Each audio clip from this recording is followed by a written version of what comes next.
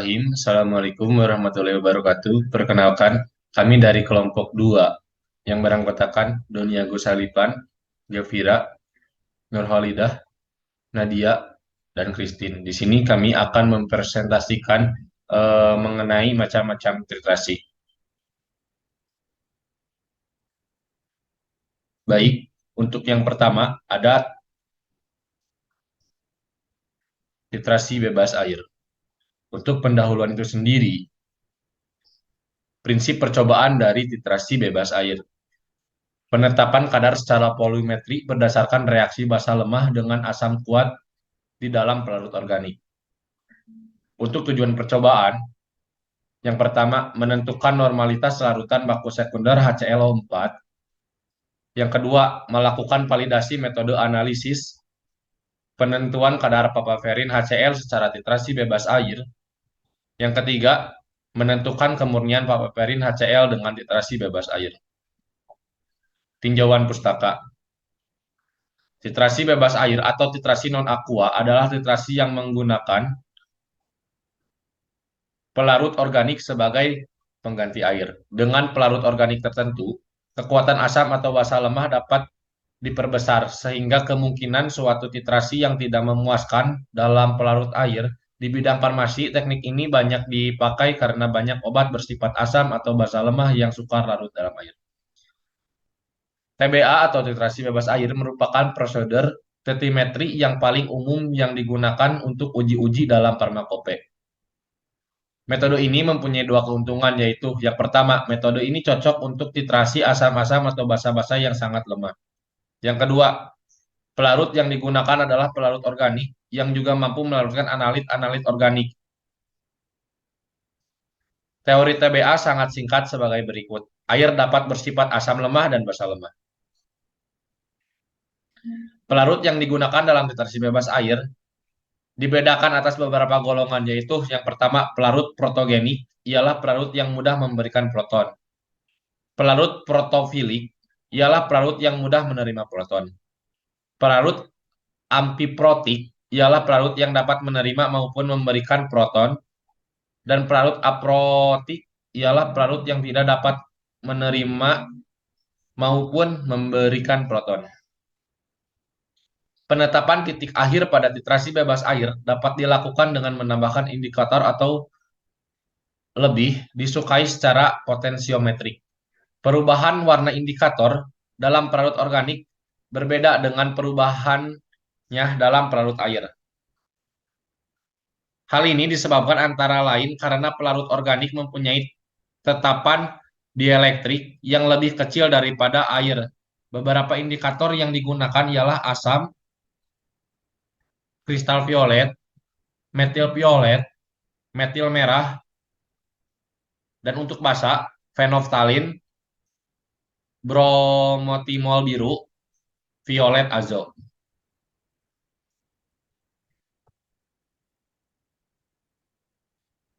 Oke, untuk selanjutnya ada monografi sampel.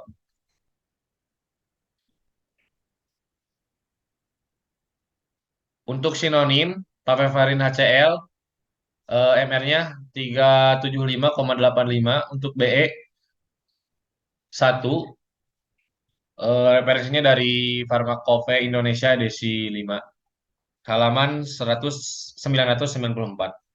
Untuk rumus molekulnya yaitu C20H21NO4HCl. Untuk struktur molekul seperti yang tertera pada gambar, berat molekulnya 375,85, kelarutan larut dalam air dan kloroform. Sukar larut dalam etanol, praktis tidak larut dalam ether. Persyaratan kemurnian mengandung tidak kurang dari 98,5% dan tidak lebih dari 100,5%. C2H21NO4HCl dihitung terhadap zat yang telah dikeringkan. Referensi dari Farmakope Indonesia edisi 5, halaman 994. Oke, ini ada reaksi kimia. Yang pertama, reaksi kimia pembakuan KHP dan HClO4. seperti tertera pada gambar untuk reaksinya. Dan yang selanjutnya ada reaksi kimia papaverin HCl dengan HClO4. Untuk reaksinya seperti yang tertera pada gambar.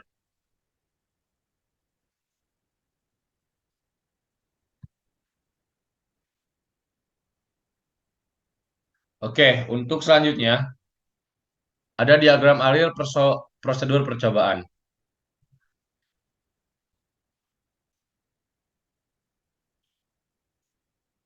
Untuk pembakuan larutan HClO4 0,1 N dengan larutan baku kalium hidrogen fitlat 0,1 N. Yang pertama, timbang seksama 200 mg kalsium hidrogen pilat atau KHP. Yang kedua, larutkan dalam 15 mili asam asetat glasial.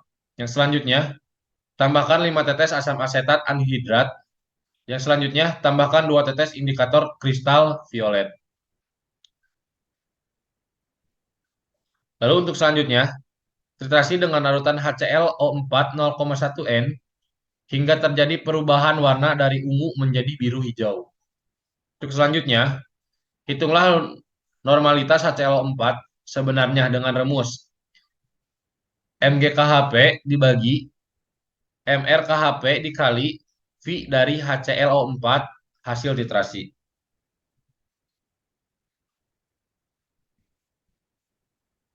Oke, untuk selanjutnya ada validasi metode analisa. Papaverin HCl dengan MR 375,85 dan BE 1. Yang pertama, timbang seksama baku pembanding 245 mg, 350 mg, dan 370 mg, masing-masing sebanyak 3 kali.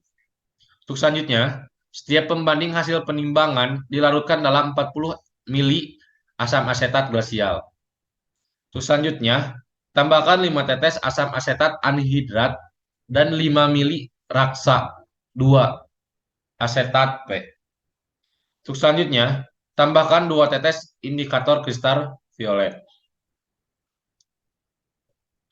Lalu untuk selanjutnya, titrasi dengan titrasi dengan larutan HClO4 0,1 N hingga terjadi perubahan warna dari ungu menjadi biru hijau. Untuk selanjutnya, hitunglah berat dalam satuan miligram papaverin HCl yang diperoleh setiap larutan jika 1 mili asam perklorat 0,1 N setara dengan 37,59 mg C20 H21 NO4 HCl.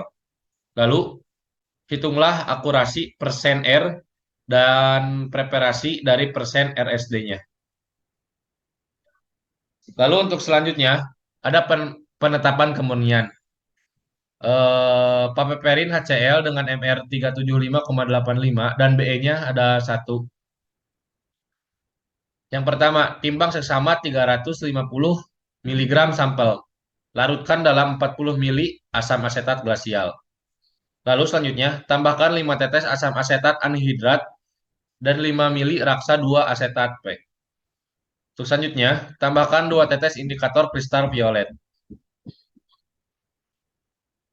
Yang selanjutnya, titrasi dengan larutan HClO4 0,1 N hingga terjadi perubahan warna dari ungu menjadi biru hijau. Untuk selanjutnya, hitunglah persen kemurnian papaverin HCl 1 mili asam perklorat 0,1 N setara dengan 37,59 mg C20 H21 NO4 HCl. Di sini ada persyaratan. Persyaratan papaverin HCl mengandung tidak kurang dari 98,5% dan tidak lebih dari 100,5% C20H21 NO4 HCl dihitung terhadap zat yang telah dikeringkan. Baik, izin melanjutkan untuk bab selanjutnya yaitu bab 6 hasil. 6.1 hasil pembakuan HClO4 dengan rata-rata normalitas HClO4 hasil pembakuan yang didapat ialah 0,0967 mg. 6.2 Hasil validasi metode analisis yang didapat persen R rata-rata 100,04%, SD 1,39, dan persen RSD 1,39%. Dan didapatkan kesimpulan metode dinyatakan valid karena nilai persen R berada dalam rentang 98,0% sampai 102,0% dan persen RSD tidak lebih dari 2%. 6.3 Hasil penetapan kemurnian didapatkan persen kemurnian rata-rata 103,5%. Dan kesimpulannya ialah zat aktif memenuhi persyaratan kemurnian karena berada dalam rentang 98,5% sampai 100,5%. Untuk bab selanjutnya yaitu bab 7, pembahasan. Reaksi asam basa adalah reaksi antara ion H+ dengan ion OH- yang membentuk H2O yang bersifat netral. Untuk menentukan titik akhir pada titrasi asam basa digunakan indikator, di mana indikator ini merupakan suatu asam atau basa organik yang lemah yang mengalami perubahan warna pada lingkungan pH tertentu. Dalam hal ini ialah pH yang merupakan titik akhir dari reaksi asam basa tersebut. Prinsip dasar dari metode potensiometri ini adalah pengukuran potensial suatu larutan dengan menggunakan elektroda dengan zero current. Penentuan kadar pada praktikum kali ini dilakukan dengan metode potensiometri. Praktikum potensiometri ini dilakukan dengan tujuan untuk membuat kurva hubungan antara pH dan volume pentiter, menentukan titik akhir titrasi dan menentukan kadar asam sitrat yang dianalisis. Pada titrasi potensiometri ini digunakan NaOH 0,1N sebagai titran dengan prosedur kerja diawali dengan mempipet 10 mili larutan baku asam oksalat dihidrat 0,1N lalu tambahkan 2-3 tetes indikator phenolphthalein hingga larutan berubah menjadi merah muda sehingga didapatkan NaOH hasil pembakuan titrasi pertama 0,104 dan hasil titrasi kedua 0,102 dengan rata-rata normalitas NaOH hasil pembakuan yaitu 0,103 N. Prosedur kedua yang dilakukan adalah melakukan penetapan kemurnian asam sitrat monohidrat secara titrasi konvensional, yaitu ditimbang 85 mg sampel, larutkan dalam 10 ml aqueous, tambahkan 3-4 tetes indikator phenolphthalein, titrasi dengan larutan NaOH 0,1N hingga terjadi perubahan warna dari tidak berwarna menjadi merah muda. Dari hasil percobaan didapatkan berat hasil analisis titrasi pertama 75,85 mg, titrasi kedua 74,86 mg, titrasi ketiga 77,50 mg, dan untuk persen kemurnian pada titrasi pertama didapatkan 89,13%, titrasi kedua 88,07%, titrasi ketiga 91,06%, dan untuk persen kemurnian rata-ratanya ialah 89,42%.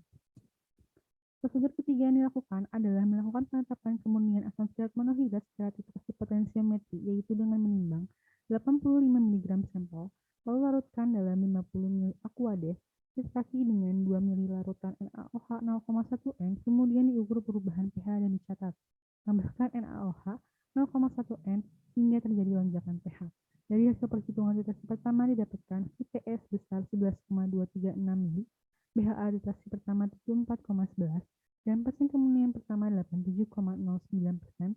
Untuk perhitungan titrasi kedua didapatkan IPS besar 11,392 mili, BHA titrasi kedua 75,19%, kemurnian kedua 88,30%. Jadi persen kemurnian rata-rata adalah 87,69%. Untuk bab selanjutnya, bab 8 itu kesimpulan. 1. Rata-rata normalitas NaOH hasil pembakuan adalah 0,103 M. Persen kemurnian rata-rata asam sitrat dengan titrasi konvensional adalah 89,42%.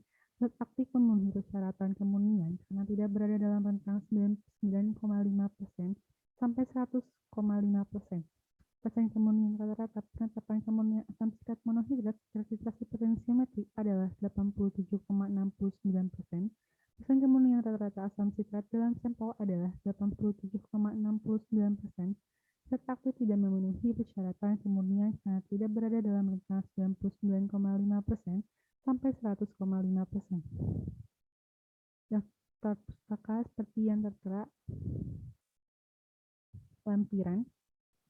Yang pertama, hasil pembakuan HClO4 dengan rumus NHClO4 sebenarnya MgKHP per MrKHP kali HClO4 hasil titrasi dengan perhitungan seperti yang tertera. 2. Hasil validasi metode analisis dengan kesetaraan papaverin HCl dalam literatur 1 mili HClO4 0,1 N setara dengan 37,59 mg papaverin HCl dengan rumus N hasil pembakuan dikali kesetaraan per N farmakop didapatkan 36,35. Berdasarkan analisis dengan rumus N hasil pembakuan dikali setara baru per 1 mili dan persen R dengan rumus berat hasil analisis per berat ditimbang dikali 100% dan didapatkan hasil perhitungan variasi berat A seperti yang tertera, variasi B seperti yang tertera, dan variasi berat C seperti yang tertera. Dengan persen R rata-rata dan persen RST seperti yang tertera. 3. Hasil penetapan kemurnian berat hasil analisis dengan rumus VHClO4 terpakai kali setara baru per 1 mili dan persen kemurnian dengan rumus berat hasil analisis per berat ditimbang dikali 100% dengan hasil perhitungan titrasi seperti yang tertera dan persen kemurnian rata-rata seperti yang tertera.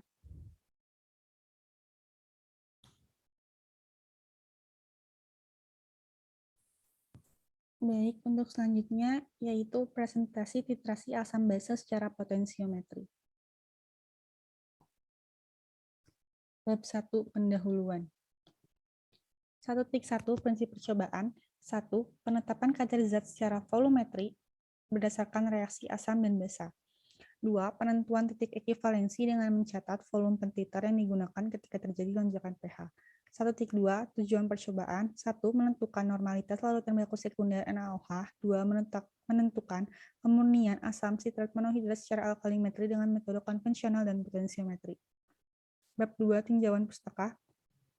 Titrasi merupakan suatu metode untuk menentukan kadar suatu zat dengan menggunakan zat lain yang sudah diketahui konsentrasinya. Titrasi biasanya dibedakan berdasarkan jenis reaksi yang terlibat dalam proses titrasi. Sebagai contoh, bila melibatkan reaksi asam basa, maka disebut sebagai titrasi asam basa. Titrasi redoks untuk titrasi yang melibatkan reaksi reduksi oksidasi. Titrasi kompleksometri untuk titrasi yang melibatkan pembentukan reaksi kompleks, dan lain sebagainya.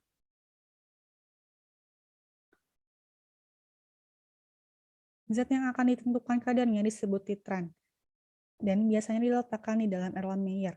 Sedangkan zat yang telah diketahui disebut sebagai titar, dan biasanya diletakkan di burat. Baik titar maupun titran biasanya dalam bentuk larutan yang diuji. Ada dua cara umum untuk menentukan titik ekivalensi pada titrasi asam basa. 1. Memiliki pH meter memonitor perubahan pH selama titrasi dilakukan, kemudian membuat plot antara pH dengan volume titran untuk memperoleh kurva titrasi. Titik tengah dari kurva titrasi disebut titik ekivalensi. 2. Memakai indikator asam basa. Indikator ditambahkan pada titrasi sebelum proses titrasi dilakukan. Di indikator ini akan berubah warna ketika titik ekivalensi. Pada saat inilah titrasi dihentikan. Berdasarkan reaksi yang terjadi selama reaksi titrasi volumetri dapat dikelompokkan menjadi 4 jenis. 1. Reaksi asam basa atau netralisasi. Penetapan kadar ini berdasarkan pada perpindahan proton dari zat yang bersifat basa atau asam baik dalam lingkungan air atau bebas air. 2. Reaksi oksidasi reduksi atau redoks. Dasar yang digunakan adalah perpindahan elektron. Penetapan kadar senyawa berdasarkan ini digunakan secara luas seperti permanganometri, serimetri, iodometri, serta bromometri. 3. Reaksi pengendapan atau presipitasi. Penetapan kadar berdasarkan terjadinya endapan yang sukar larut, misalnya penetapan kadar secara argentometri. 4. Reaksi pembentukan kompleks atau kompleksometri.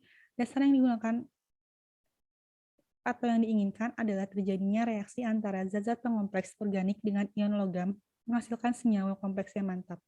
Penetapan kadar yang menggunakan prinsip ini adalah metode kompleksometri.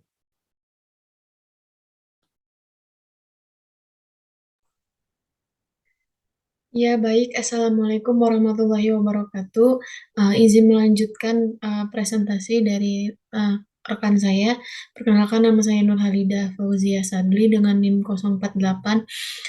Saya akan melanjutkan ke bab 3 yaitu monografi sampel.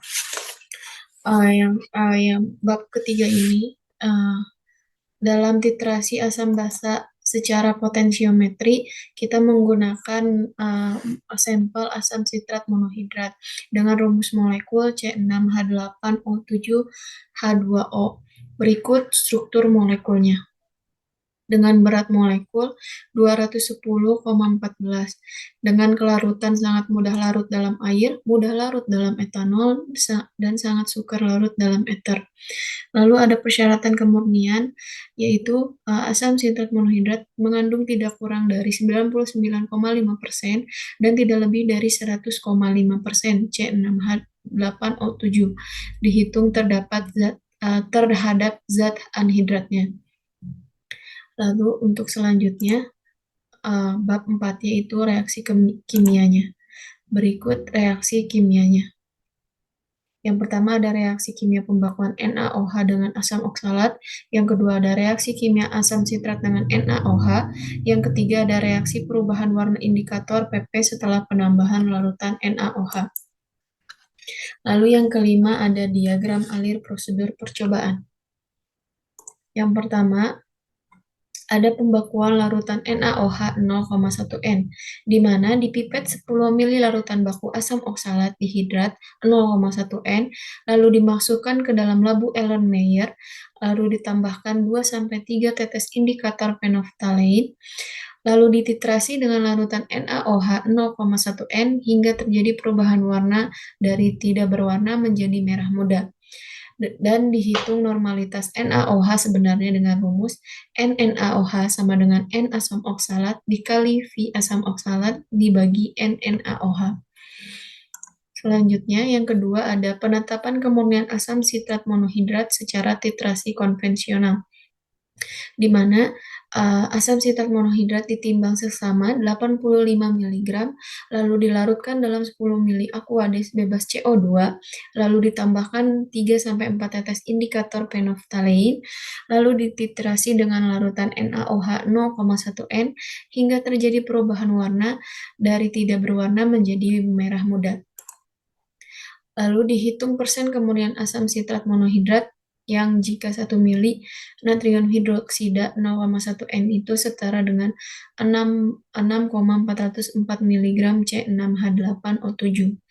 Dengan persyaratan asam sitrat mengandung tidak kurang dari 99,5% dan tidak lebih dari 100,5% C6H8O7 dihitung terhadap zat yang telah dikeringkannya. Selanjutnya, ada penetapan kemurnian asam sitrat monohidrat secara titrasi potensiometri, di mana asam sitrat monohidrat ditimbang seksama 85 mg, lalu dilarutkan dalam 50 ml aqueous bebas CO2, lalu dititrasi dengan 2 ml larutan NaOH 0,1 N, lalu diukur perubahan pH dan dicatat, lalu ditambahkan kembali NaOH 0,1 N hingga terjadi lonjakan pH. Lalu masuk ke bab 6 yaitu hasil. Untuk hasil pembakuan NaOH, didapatkan rata-rata normalitas NaOH hasil pembakuan itu sebesar 0,103 N. Lalu selanjutnya, untuk hasil penentuan kemurnian asam sitrat dengan titrasi konvensional, didapatkan persen kemurnian rata-rata sebesar 89,42%. Hasil tersebut menyatakan bahwa zat aktif tidak memenuhi persyaratan kemurnian karena tidak berada dalam rentang 99,5% sampai 100,5%. Lalu yang ketiga ada hasil penentuan kemurnian asam sitrat dengan titrasi potensiometri. Berikut data hasilnya. Pada potensiometri titrasi asam basa secara potensio ini dilakukan potensiometri sebanyak 2 kali.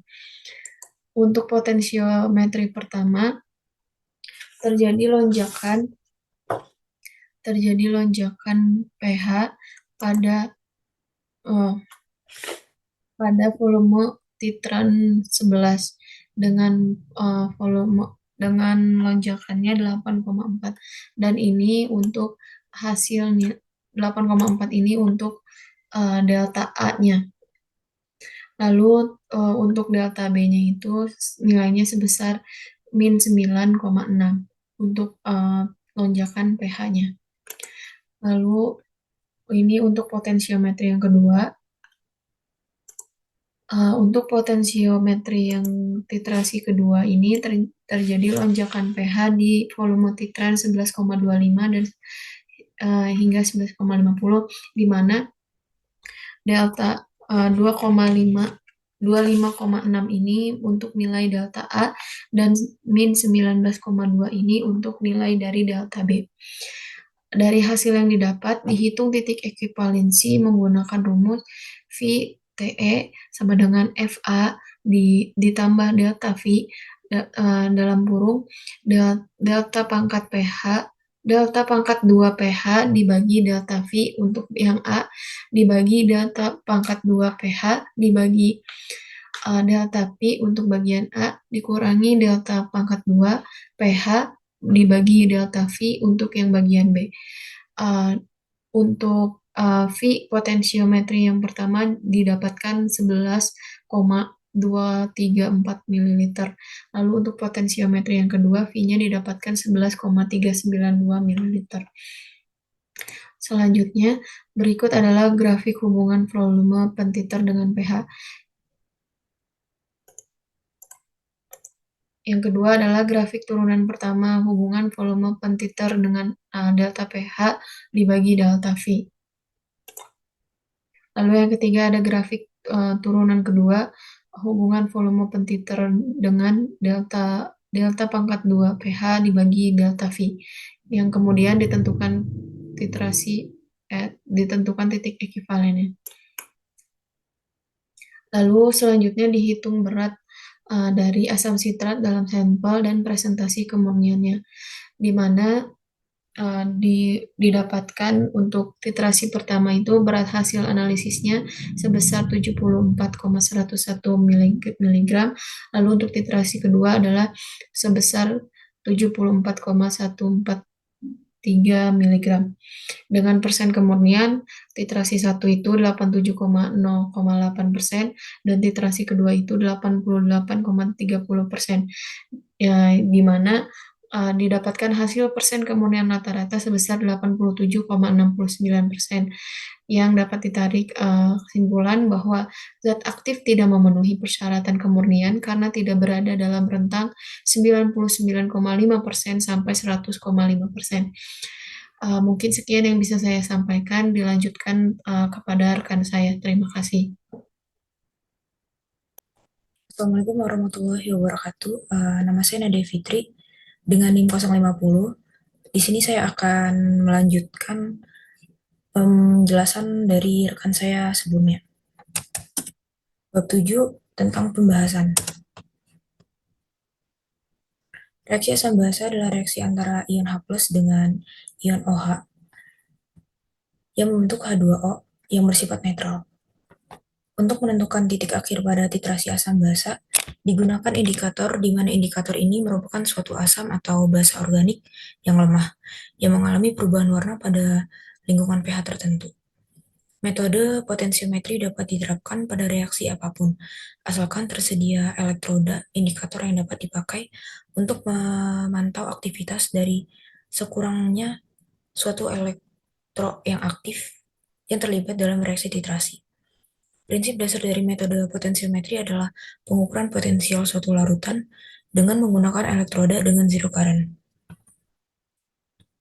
Pada titrasi potensiometri ini digunakan NaOH 0,1 N sebagai titran dengan prosedur kerja diawali dengan mempipet 10 ml larutan baku asam oksalat dihidrat 0,1 N, lalu ditambahkan 2-3 tetes indikator phenolphthalein hingga larutan berubah menjadi merah muda, sehingga didapatkan NaOH hasil pembakuan titrasi pertama 0,104 N dan hasil titrasi kedua 0,102 N, dan rata-rata normalitas NaOH hasil pembakuan 0,103 N. Setelah itu prosedur kedua, dari hasil percobaan didapatkan berat hasil analisis titrasi pertama 75,85 mg, titrasi kedua 74,86 mg, titrasi ketiga 77,50 mg, dan untuk persen kemudian pada titrasi pertama didapatkan 89,13%, titrasi kedua 88,07%, titrasi ketiga 91,06%, dan untuk persen kemurnian rata-rata adalah 89,42%.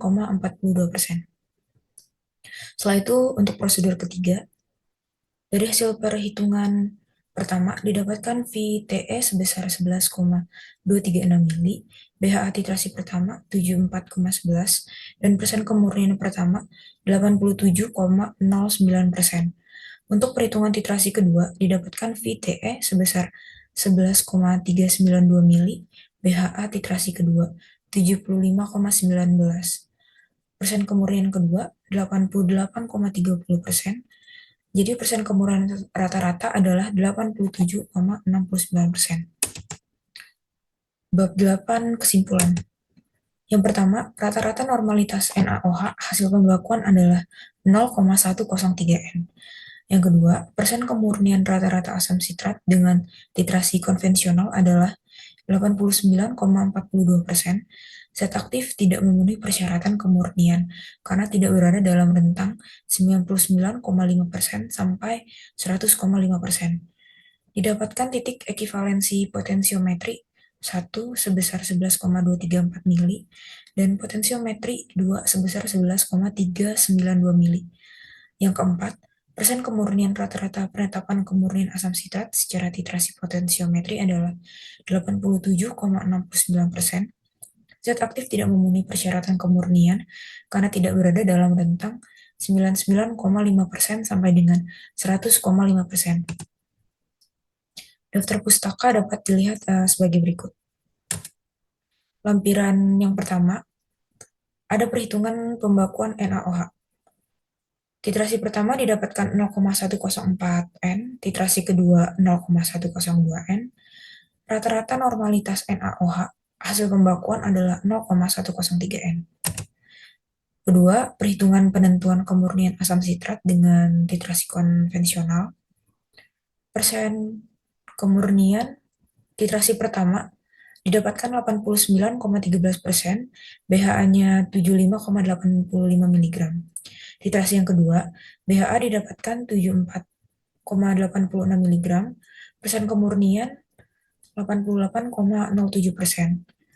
Titrasi yang ketiga, BHA didapatkan 77,50 mg, persen kemurnian 91,06%, lalu persen kemurnian rata-ratanya didapatkan 89,42%.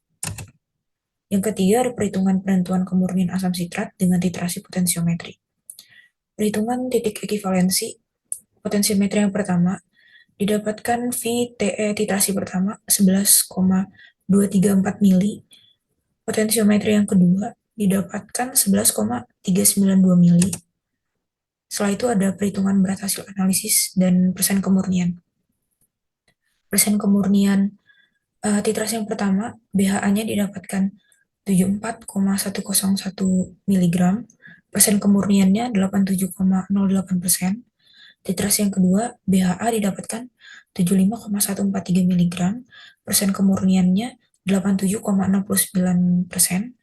Lalu persen kemurnian rata-ratanya adalah 87,69%. Selanjutnya, dilanjutkan dengan titrasi redoks secara potensiometri. Bab 1, pendahuluan. Prinsip percobaannya adalah Yang pertama, penetapan kadar suatu zat secara volumetri berdasarkan reaksi reduksi dan oksidasi.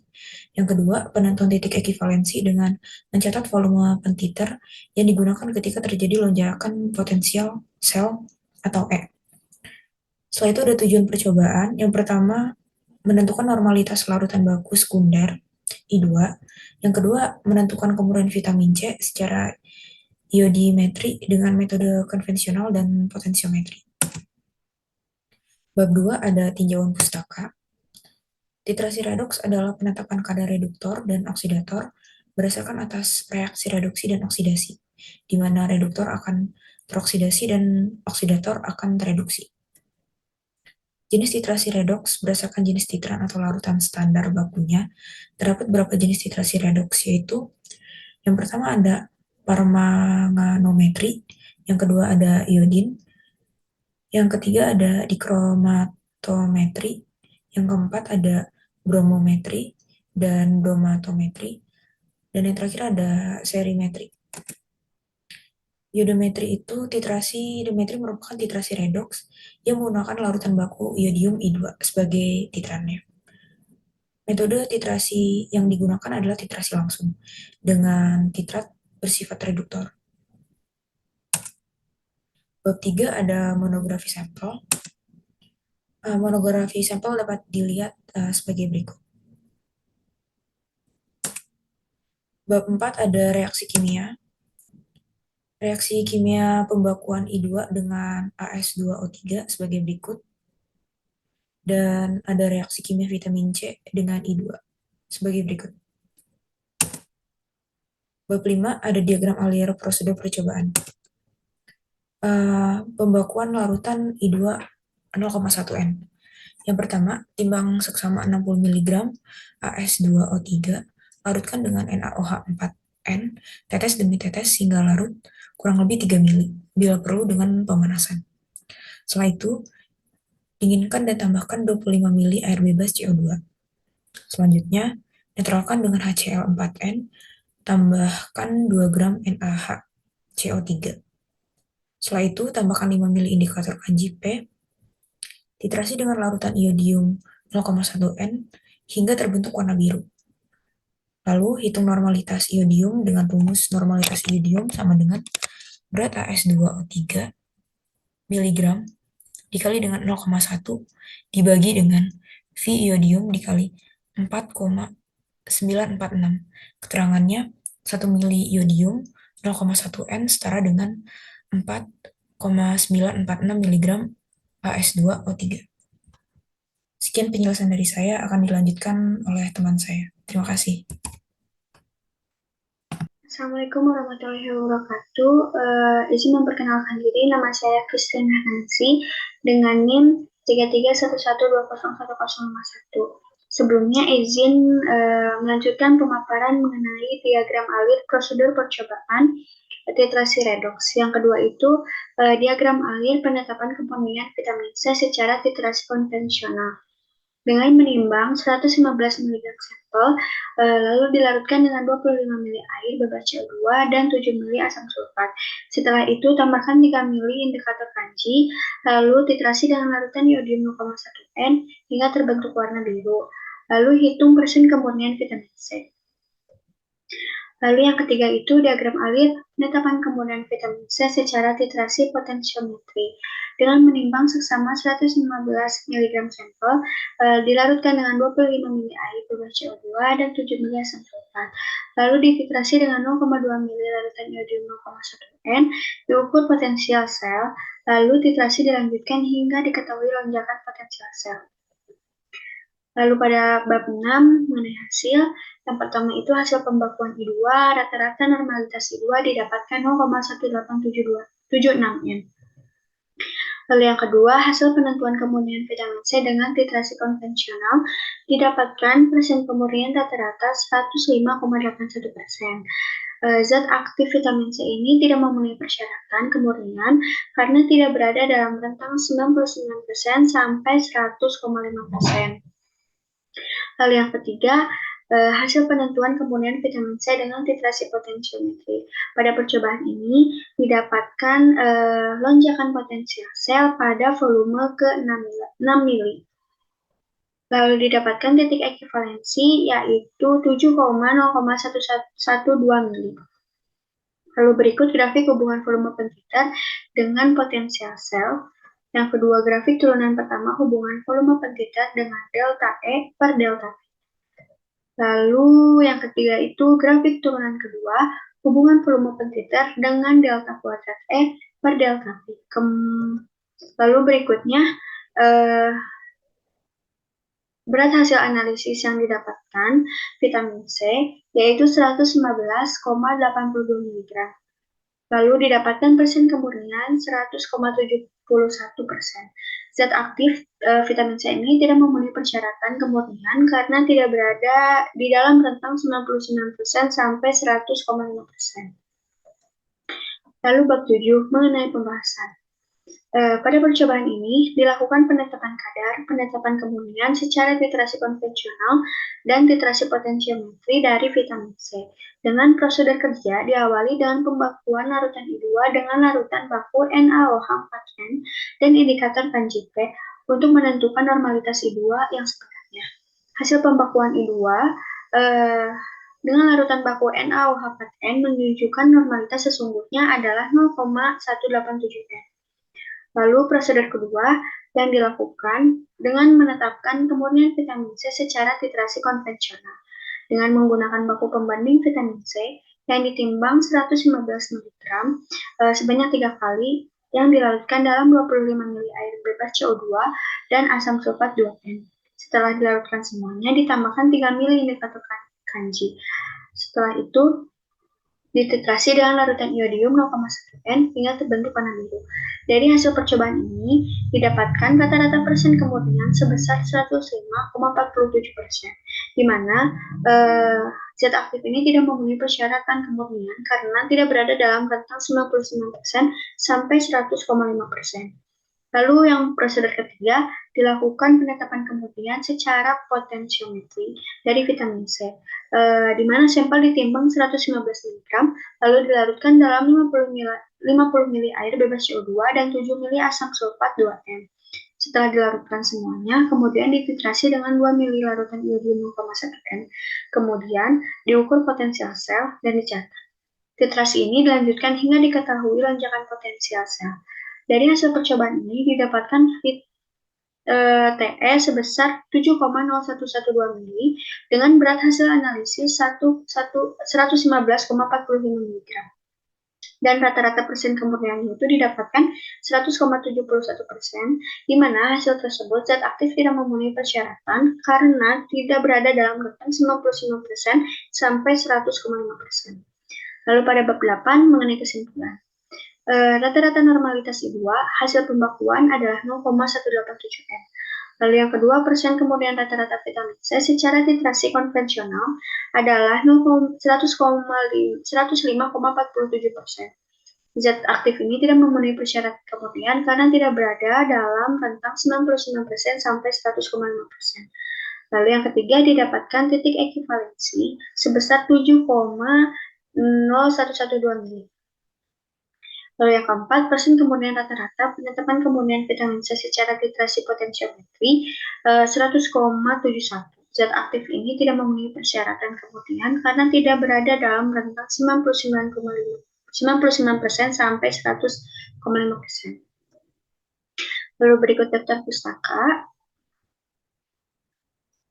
Lalu perhitungan pembakuan I2 dengan menggunakan rumus berat AS2O3 dikali 0,1 dibagi volume iodium kali 4,946.